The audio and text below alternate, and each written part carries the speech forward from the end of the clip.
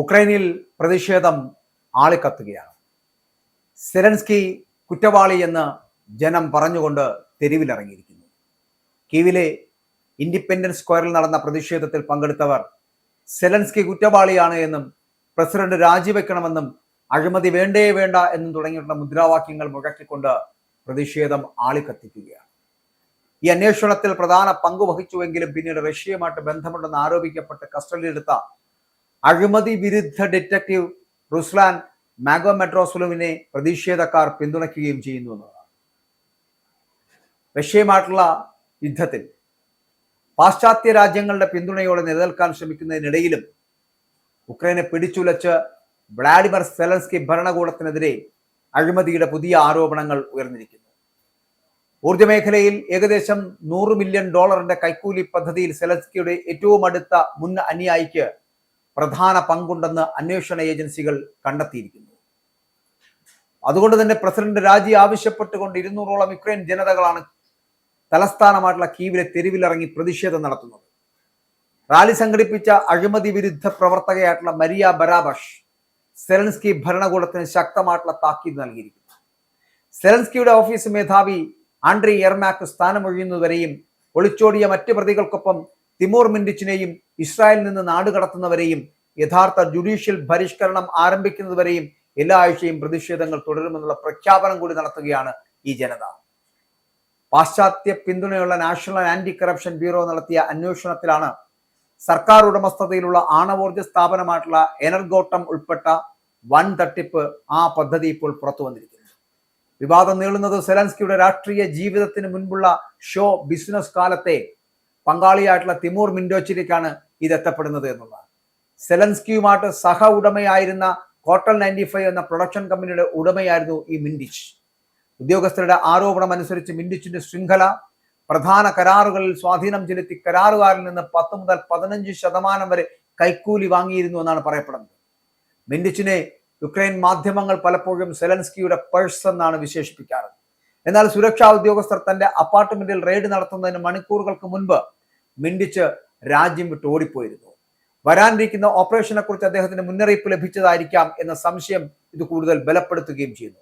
അഴിമതിയെക്കുറിച്ച് പ്രതികരിച്ച Zelensky മിൻഡിച്ചുമായുള്ള തന്റെ മുൻകാല ബന്ധങ്ങളെ പേര് പറയാതെ കുറച്ചു കാണിച്ചു. ഒപ്പം അഴിമതിക്കെതിരായിട്ടുള്ള ഏതൊരു ഫലപ്രദമായിട്ടുള്ള നടപടിയെയും താൻ പിന്തുണയ്ക്കുന്നുവെന്ന് അവകാശപ്പെടുകയും ചെയ്തു. എന്നാൽ അദ്ദേഹത്തിന്റെ സഹായി മിഖായിൽ പെഡോലിയാക് ഈ അഴിമതി പദ്ധതിയെ തെളിവുകളില്ലാതെ റഷ്യൻ സ്വാധീനമെന്ന് പറഞ്ഞ് തള്ളിക്കളയുകയും ചെയ്തു.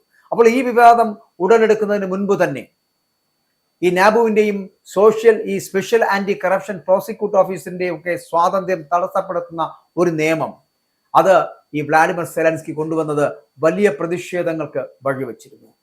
പാശ്ചാത്യ പിന്തുണക്കാരുടെ വിമർശനത്തെ തുടർന്ന് അവസാനം അദ്ദേഹത്തിന് ആ നിയമത്തിൽ നിന്ന് തന്നെ പിന്മാറേണ്ടി വന്നു. നബുവിന്റെയും സാപ്പോയുടെയും ഒക്കെ സ്വാതന്ത്ര്യം പുനഃസ്ഥാപിക്കുന്ന നിയമനിർമ്മാണത്തെ പിന്തുണച്ച് ഒപ്പുവെക്കേണ്ടി വന്നു സെലൻസ്കിക്ക്.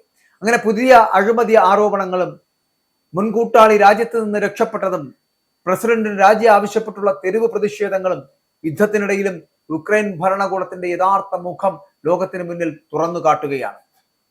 പാശ്ചാത്യ രാജ്യങ്ങൾ പിന്തുണയ്ക്കുന്ന യുക്രൈൻ അധികാരികൾ രാജ്യത്ത് അഴിമതി തുടരുകയാണ് എന്നുള്ള ആരോപണങ്ങളെ നിസ്സാരവൽക്കരിക്കുന്നത് യുക്രൈൻ യഥാർത്ഥത്തിൽ ജനാധിപത്യത്തിന്റെയോ സുതാര്യതയുടെയോ പാതയിലല്ല സഞ്ചരിക്കുന്നത് എന്ന വിമർശനത്തിന് ആക്കം കൂട്ടുന്നു. ഈ സാഹചര്യങ്ങൾ ഉക്രൈന് ലഭിക്കുന്ന പാശ്ചാത്യ സഹായം ശരിയായ രീതിയിലാണോ ഉപയോഗിക്കുന്നത് എന്ന ഗൗരവമായിട്ടുള്ള ചോദ്യമാണ് ഇതിലൂടെ ഉയർത്തുന്നത്. പക്ഷെ ഒരു കാര്യം ഉറപ്പാണ്, സെലൻസ്കിക്ക് കഴിഞ്ഞ കാലഘട്ടങ്ങളിൽ ലഭിച്ച ഒരു ജനകീയ പിന്തുണ ഇനി ഉണ്ടാകുമെന്ന് തോന്നുന്നില്ല. റഷ്യയുമായിട്ടുള്ള യുദ്ധത്തിൽ പാശ്ചാത്യ രാജ്യങ്ങളുടെയൊക്കെ പിന്തുണയോടെ നിലനിൽക്കാൻ ശ്രമിക്കുന്നതിനിടയിലാണ് യുക്രൈനെ പിടിച്ചുലച്ചുകൊണ്ട് വ്ളാഡിമിർ സെലൻസ്കി ഭരണകൂടത്തിനെതിരെയുള്ള അഴിമതി ആരോപണങ്ങൾ പുറത്തു വന്നിരിക്കുന്നത്. ഏകദേശം $100 മില്യൺ കൈക്കൂലി പദ്ധതിയാണ് പുറത്തു വന്നിരിക്കുന്നത്. ഈ പദ്ധതിയിൽ ഏതെങ്കിലും തരത്തിലുള്ള ഇടപെടലുകൾ നടത്തിയത് സെലൻസ്കിയാണോ എന്നുള്ളതാണ്. അല്ലെങ്കിൽ സെലൻസ്കിയുടെ സന്തത സഹചാരിയാണോ അതെല്ലാം ചെയ്തത് എന്നുള്ളത്. അപ്പോൾ മിൻഡിച്ചിന്റെ ഒരു ശൃംഖല തന്നെ ഇതിനകത്തുണ്ട്. തിമൂർ മിൻഡിച്ച് എന്ന് പറയപ്പെടുന്ന ഈ സെലൻസ്കിയുടെ രാഷ്ട്രീയ എതിരാളിയല്ല, അദ്ദേഹത്തിനോടൊപ്പമുള്ള ആൾ, അദ്ദേഹത്തിന്റെ കുട്ടിക്കാലം മുതൽ അദ്ദേഹത്തോടൊപ്പം ആ സഹയാത്രികനാണോ ഇതിന് പിന്നിൽ പ്രവർത്തിച്ചത്. അങ്ങനെ മിൻഡിച്ചിനെ ഇപ്പോൾ യുക്രൈൻ മാധ്യമങ്ങൾ അടക്കം പലപ്പോഴും പറയാനുള്ളത് സെലൻസ്കിയുടെ പേഴ്സൺ ആണ്.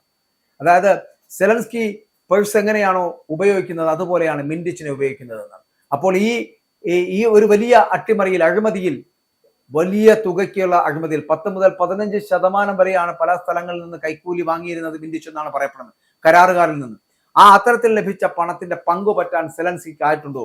അങ്ങനെ സെലൻസ്കിക്ക് ആയിട്ടുണ്ട് എങ്കിൽ ഈ യുദ്ധത്തിനിടയിലും ഇത്തരത്തിലുള്ള അഴിമതികൾ പുറത്തു വരുന്നത് സെലൻസ്കിയെ പോലൊരു നേതാവിന് ഒരിക്കലും ഭൂഷണമല്ല എന്നുള്ളതാണ്. ഇനി ജനം വിധി എഴുതുമ്പോൾ ഒരിക്കലും ഈ സെലൻസ്കിയോടൊപ്പം നിൽക്കുന്ന ജനത ഉണ്ടാകില്ല.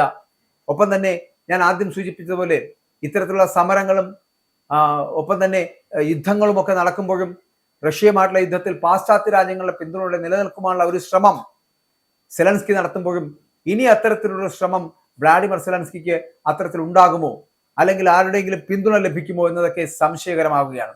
അതുകൊണ്ട് തന്നെ റഷ്യയെ പിടിച്ചുലയ്ക്കുന്ന ഇത്തരത്തിലുള്ള അഴിമതി ആരോപണങ്ങൾ, അല്ലെങ്കിൽ ഉക്രൈനെ പിടിച്ചുലയ്ക്കുന്ന ഇത്തരത്തിലുള്ള അഴിമതി ആരോപണങ്ങൾ വ്ളാഡിമിർ സെലൻസ്കിയുടെ രാഷ്ട്രീയ ജീവിതം അവസാനിപ്പിക്കുമെന്നുള്ള കാര്യത്തിൽ സംശയമില്ല.